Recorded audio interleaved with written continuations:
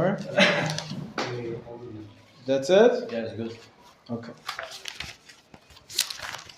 So we started, I think a couple weeks ago, we learned this Rambam on the Maimonides commentary on the Pirkei Avot. Pirkei Avot, it says, Kene lecha chaver, acquire for yourself a friend. I don't know if you were here, but we learned this, and he quoted Aristotle. Remember? 3 types of friendships.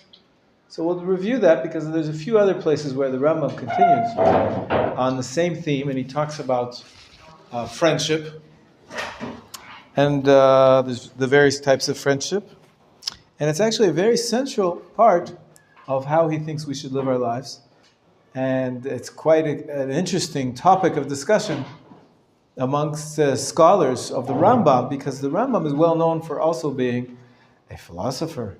He's also being known as an intellectual. Very much speaks about how important it is to try to contemplate God and to understand Him. And it's almost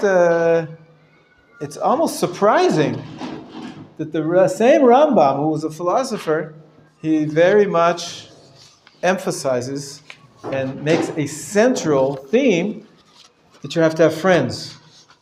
And we'll see, of course, there's 3 types of friends, but the social aspect of the Rambam, what he thinks should be our ideal lifestyle, is very interesting. So we're going to see a few sources from the Rambam today. The first one is what we saw already. Let's start from the beginning, just to review. Those who were not here can join us. It says, I'm going to read from the top of the page, the Rambam on friendship. And he said, acquire for yourself a friend. He said it with an expression of acquisition, right? Acquire. Did not say make for yourself a friend or befriend others. The intention of this, why does it say you should acquire? Well, we joked that, I always said to my kids, when they brought home a friend from school, so I said, oh, you bought a friend. Yeah. Said, what did you pay? How much did it cost? Right?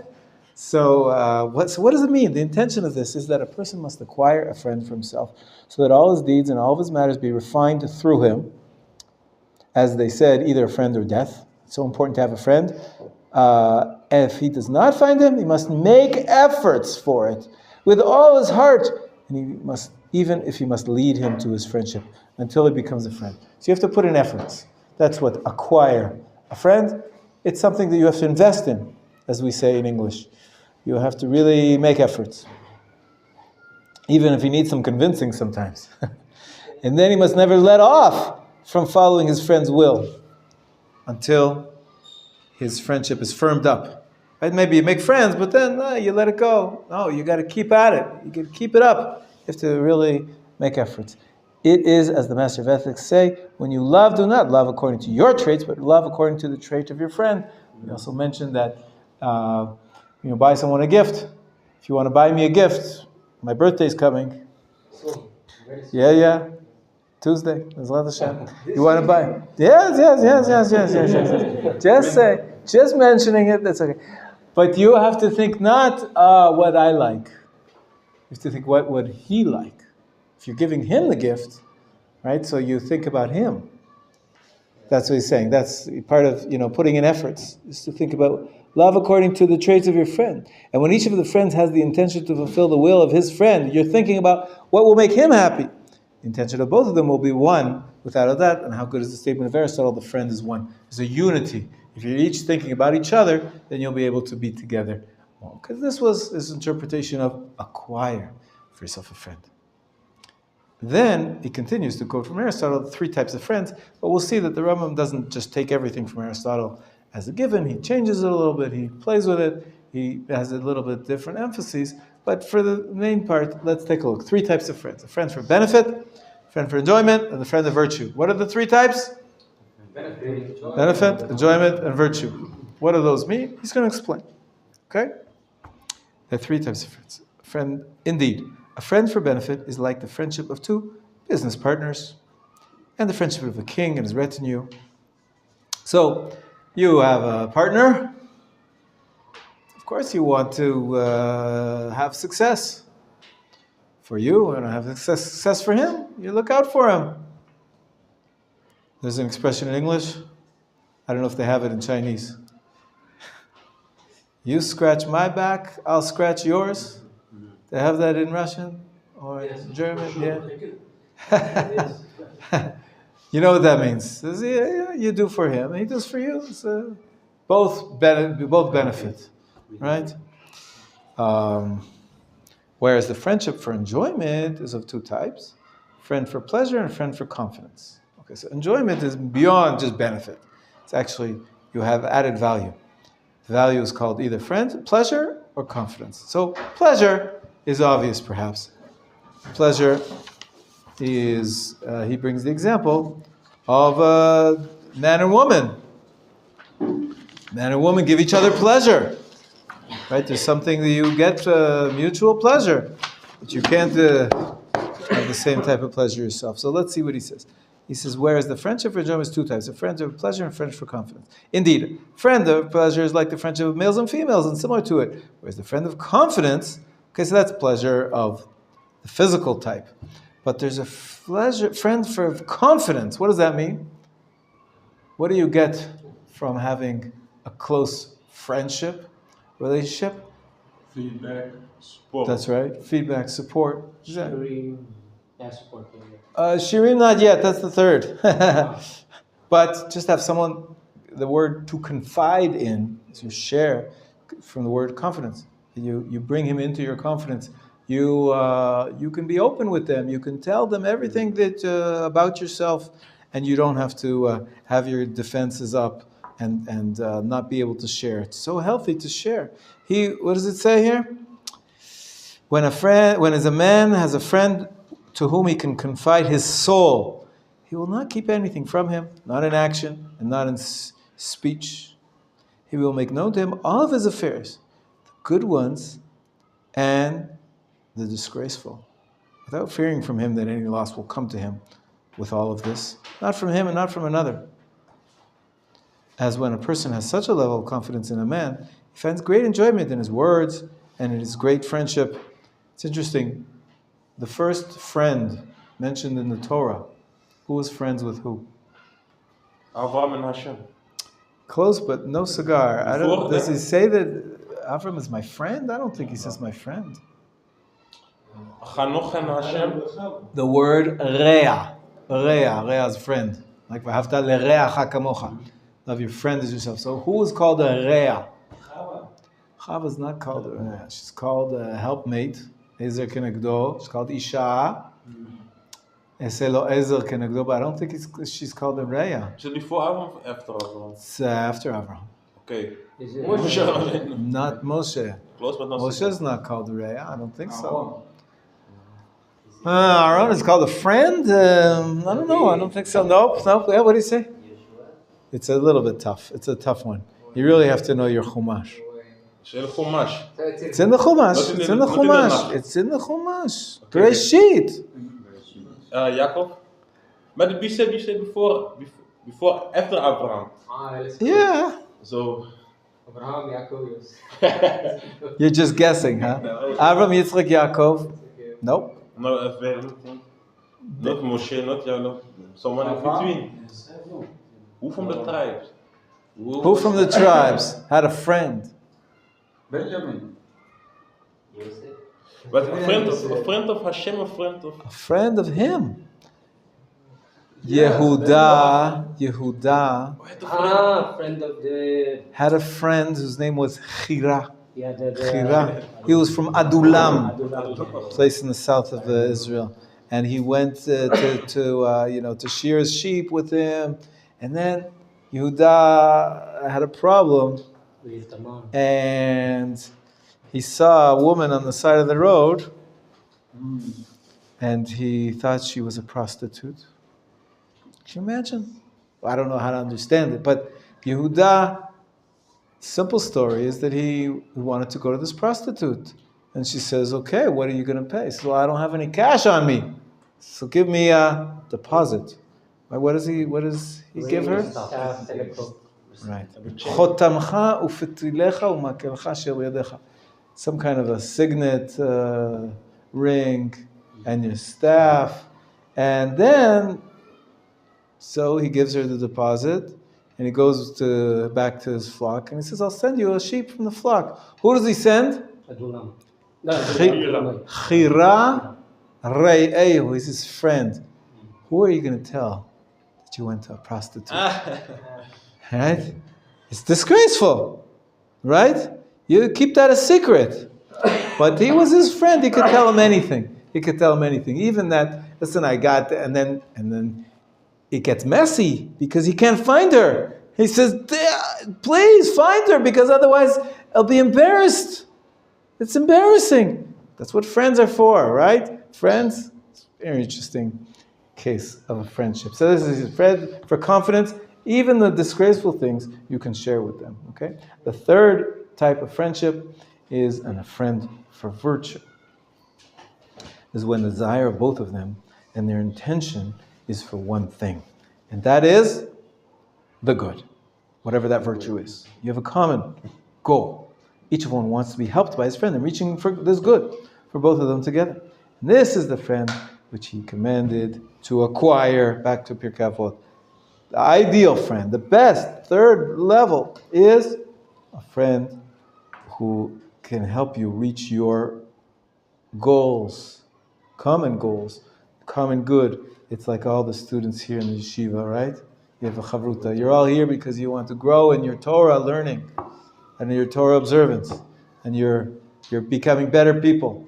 So the friendships you make here, they last forever. They're the best type of friendships because there's a glue which sticks you together. What's the glue? The virtue, the goal, the end towards you're both striving together. So you have a partner, not in crime, a partner in goodness.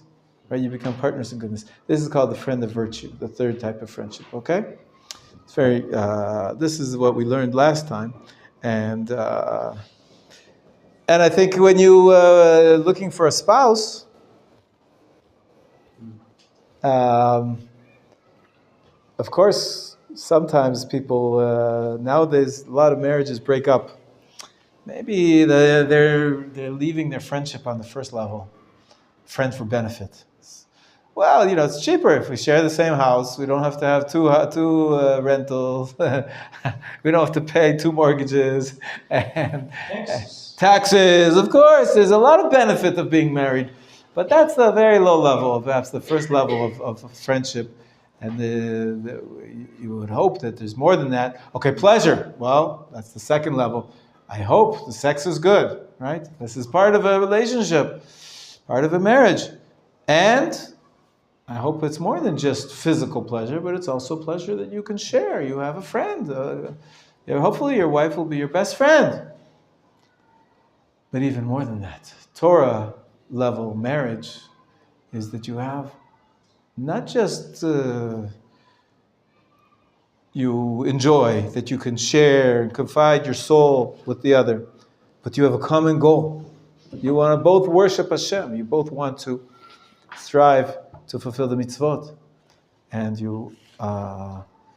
it's important. It's important to have that you're on the same page spiritually, that you're striving to keep the. Right? You want your wife to wake you up from minyan, right? She wants to send you to learn Torah, right? And she'll ask you for the Dvar Torah at the meal, right? You want to that you both want to live the same religious lifestyle. It's very important. Is it considered, wife is considered as chaver? Somebody told me that when you are looking for a wife, you are not looking for hiruta. So you should not check whether it shouldn't be your intention to have somebody to have interesting discussions and so on. I think it might be something lost in the translation. Chavruta can mean many different things. Sometimes a chavruta is understood as the most basic level of someone that you study a text with. Okay? And in yeshiva, a lot of textual study. You study Gemara, and you can have someone who's very good at texts, and you can discuss the text, and that's it. And so you want, let's say you're in yeshiva and you want to continue your studies, but now you got to get married. You're 25, however old it is, and it's time to get married and start a family. And so people look, but what do they know about relationships? They say, well, this woman, she's very learned. She'll be a good chavruta. She'll be good at helping me understand the Gemara. That's a mistake. That's a mistake. The point of marriage is not necessarily that she's on the same level of scholarship as you. So usually when people say that you're not looking for a chavruta, they mean, it doesn't necessarily mean that the woman has to be a talmidah chachama, that she knows how to study and she can help you in your studies. However, the larger meaning of chavruta, meaning friend, of value, of virtue, that you share the common goals, I think that is very important to look for in a spouse. And not necessarily that she has to be a scholar, the same in terms of textual studies, but that she should have the same values as you, and the same goals, the same ideals, 100%. Yeah, that's a big part of it, yeah. Don't forget, you also should have someone that you feel that you can confide in, that you trust, and that you enjoy their company. And, it wouldn't hurt if she had $1 million also, right? The benefit is good, but don't focus on that. That's not the only level. But so when we say you're not looking for a chavruta, depends what you mean by chavruta. When you mean by just a textual partner, you're looking in the wrong way. But if it means you are looking for a soulmate, that you're going to accomplish spiritual goals together, then 100%, yeah. Because I also heard like someone said, like one time, like, yeah, you're not looking for a wife to talk with her about Torah all the day. But I know this. So also, that's what I was saying, that talk about Torah can mean different things. It could mean talk about Torah, study, scholarship. Life is not about just scholarship. But when it means to talk about Torah, because that's what you care about, yes, you want someone who cares about Torah, absolutely. And you want somebody who's going to want you to say Dvar Torah at the table, and maybe she'll have insights about Judaism that you don't have. By all means, that's a good thing. But when it says in the Mishnah and the Pirkei Avot, don't talk too much with your own wife, does it mean only Lashon Hara, or is it also like... There's different interpretations. It's a strange mission. It's also chapter 1. People in Pirkei Avot. Usually it means not the women of our age. Women in the ancient times were analphabetic, and they weren't developed spiritually and morally. And when it said, women, they're going to bring you to just think about sexual matters, frivolity. It was, maybe indecency, because the division between men and women was so large. Between people that were, women didn't get any schooling, they didn't have a rich spiritual life. That's what the best interpretation of that Mishnah. Most women nowadays, have a spiritual life, and they're not like, right? You've heard in many sources of Judaism speak about minors, right? Women and children. They go together, right? Because they really were not. They were not developed on the whole. Of course, there's always individuals which were, but your wife, you should spend lots of time with your wife, and then talk about things that you care about Torah values. It's a wonderful thing. Okay, understand? This is the first Rambam, which we already covered, but it's good to review, and we understand it better the second time, and it's such a classic. The next Rambam comes from the same chapter, his commentary on Pirkei Avot, Mishnah, Perek Aleph, Mishnah 16. Shimon, his son, used to say, all my days I grew up among the sages, and I found nothing better for a person than silence. Silence is a virtue. Study is not the important thing, but actions. That's the second teaching. And the third phrase is, whoever indulges in too many words brings about sin. So it goes back to the first one. Maybe they're all three on the same theme, but the Rambam here tries to describe and interpret what's the attitude towards speech in general. The wise one has already stated, in Proverbs, it already says, with many words there's no lack of transgression. And the reason for this, now, the Rambam goes on to a long essay, goes all the way to the next page, all the way to the next page. Look at that. You think it's a commentary on the Mishnah. The Mishnah is one line. The Rambam writes 30 lines. All about different types of speech. Wonderful. It's also, interestingly, based on Aristotle. Aristotle had a division into 4 types of speech. The Rambam says, I have 5 types of speech. So, okay, he divides it a little differently, but still the concept of there being talking is a very big part of a relationship. Right? Even a marriage. It's not all about sex. Yeah. Talking is a part of every relationship. That's the way human beings communicate. Of course, there's other types of communication, but for human beings, it's the primary one. So what is speech good or bad? Well, there's good speech and there's bad speech. Give me an example of bad speech. Lashon hara, we all know that's exactly what the words mean. Evil speech. Lashon is a tongue, but it means speech, right? Bad speech. Give me an example of good speech. Excellent. Torah learning. We're doing it all day long. It's study words. We use our words to teach Torah, to study Torah, to say words of Torah. Excellent. We have good and we have bad. So I have 2. We need 3 more. What are the 5 types of speech? What would be something in the middle? Not good. It's not bad. Speech without meaning? Without meaning. Well, what is that? Speech? Is that communication? What do you mean by that? What? No, it's like you just talk about what you did about today. It's like mundane speech. Like just run of the mill sort of, what's the weather like? I need to do my laundry. I have to go to the bank. What's for dinner? These kind of things. It's not bad. It's not very good either. It's just sort of neutral, right? wasting time. Well, maybe wasting time, yeah. Sometimes it could be useful, in between. You can't always be talking about Torah. Maybe, it's okay to plan your life and you have to have discussions. So we're good. We have 3. What's 4 and 5? I don't know. Let's see. Let's see what we can do. We have a few minutes. The wise ones are stated, okay, as when a man increases his words, will certainly transgress. So too much words are bad. It's impossible to not be one word that is not fit to say. Best to be silent. One of the signs of the wise is minimization of words.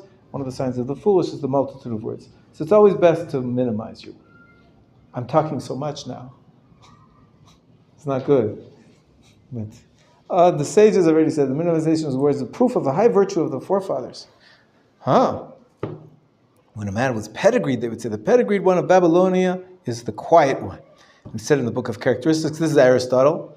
One of the sages, it's part of the Nicomachean Ethics, I believe is the name of the book. One of the sages was seen to be silent since he did not say speech that was not fitting to speak. And he spoke very little. And they said to him, what is the reason for your great silence? He said, I've examined all speech and I found it divided into 4 divisions. Okay, yeah, so this is Aristotle's 4 types. The first division is completely injurious, bad. Brings injury. Without benefit. Like cursing of people or vulgarity, similar to them. So such that to speak them is complete idiocy. So that's one part of speech. I don't do that. And the second division is injurious on one side but beneficial on the other side. Like the praise of a man to gain benefit from him. So you flatter someone. So is that good or bad? Well, but in that praise will be that which will anger his enemy. And so the speech will injure the one being praised. You praise someone too much, he's going to get a fat head. He's going to be full of himself. So you think you're being nice by praising him, but really you're causing him injury. And one should refrain from this speech because of this reason, such that they not speak things from this division as well. So already 2 out of the 4, we shouldn't engage in those kinds of speech. This is Aristotle. The third division is words that have no benefit and no injury. This is what we were talking about. Like most of the speech of the masses. How was the wall X built? How was the hall Y built? Who won the NBA game? Or the telling of the beauty of the house X, or the multitude of delicacies of country Y. And similar to these, I had a great dish the other day. These are extraneous words. One who says such words is excessive, and there's no benefit in them. So already 3 out of the 4 parts of speech, why waste your time on? And it's better not to speak. So that's why this wise man is saying, the The fourth division are words that are completely beneficial. Like speech about the wisdoms and about the virtues. And the speech about a person, about what is specific to him, and that his life depends on them. Through them will his existence continue. And he must speak this. He said, anytime I hear words, I examine them. And if I find them they're from the fourth division, I speak them. But if they're from the other divisions, I am silent about them. The author of the book of the characteristics examined this man and his wisdom, which is to avoid 3/4 of speech, and found that this wisdom is that one that needs to be taught. And I say, who's talking? The Rambam. Now, Maimonides says, I say that, turn the page, I say that speech is divided into 5 parts, according to the Torah's obligation. Number 1, we are commanded about it. Number 2, we're warned against it. The disgusting, the beloved, and the permissible. Okay, so let's see what they are. The first division is that which one is commanded about. It's the reading of the Torah and studying it, reading its analysis. This is an obligatory positive command, as it says, Deuteronomy 6:7. When do we say this? Yes. It's in the Shema. And you shall speak in them. V'shinantam levanech v'dibarta bam. Dibarta bam. Speak in them. It is as weighty as all the commandments put together. It's already been said about the imperative to study, that which not even a part of it would fit into this entire composition. At this book, where is it coming from?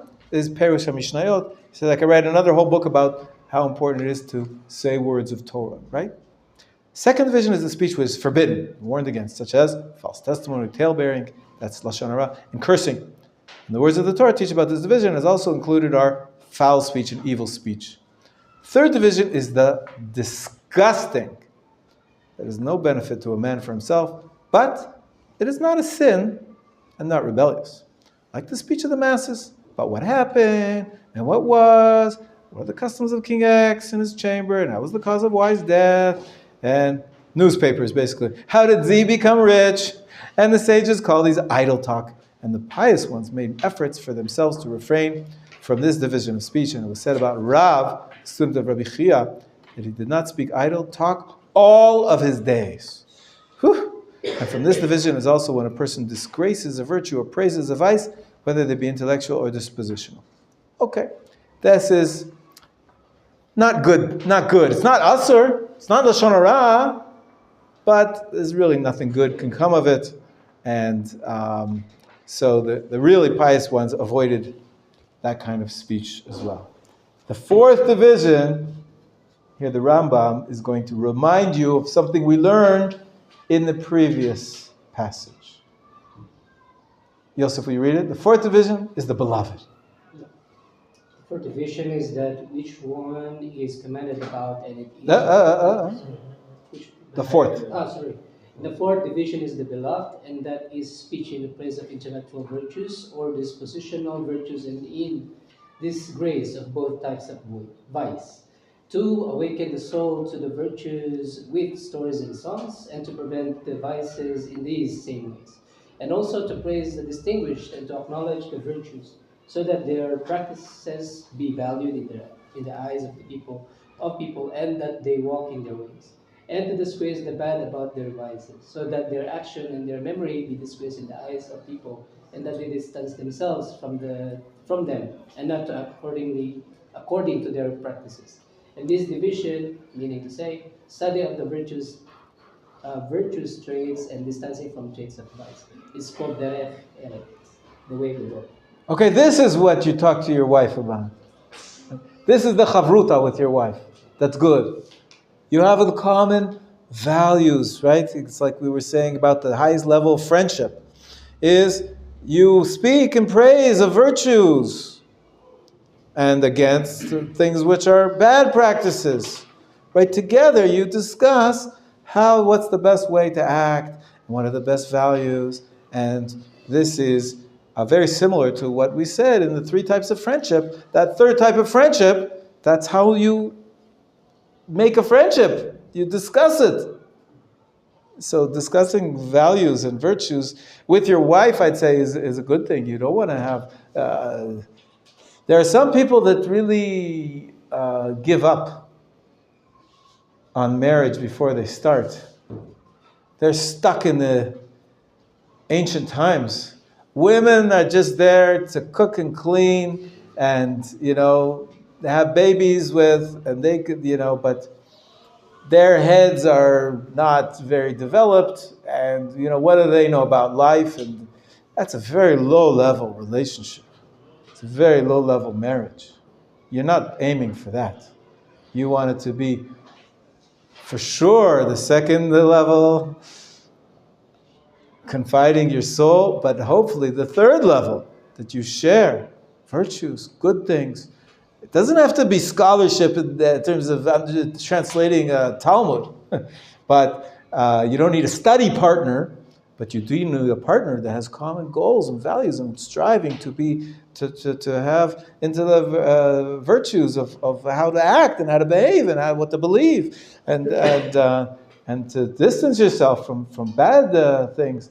He calls that derech eretz. Okay, the last one we don't have time for. And it's the fifth division is permissible, and the speech about what is specific to the person about his business, his livelihood, his food, his drink, his clothing, the rest of what his needs. Is permissible, not beloved or disgusting. Okay, so you don't have to avoid it. You don't even have to try to avoid it, but you do minimize it. This goes back to what the Mishnah 16 was saying. It's Shimon, his son, used to say, right? The best, I found nothing better than silence. You minimize your speech. As he started, that's of the fifth division or the third division. You minimize, but some speech is beloved. Number 4, you don't have to minimize that type of speech, right? The fourth type of speech is wonderful, and the first type is wonderful. So the Rambam goes back and sort of references his idea of the ultimate goal of friendship is through speech, achieved through discussing things of value and goals and ideals and mitzvot and commitment and musar, right? He calls it derech eretz. What he means to say is the best way to act. Nowadays we call it musar. So B'ezrat Hashem, we should all find our partners and our friends. Choose wisely. And follow the approach of the Rambam. The truth is, next class, there's even more passages in the Rambam where he discusses friendship, and he discusses discuss how to acquire it and various parts of friendship. And we're going to continue with the Rambam and read other commentaries, not only his book on the Mishnah, but from Guide of the Perplexed, and from the Mishnah Torah, the other 2 major works of the Rambam. B'ezrat Hashem.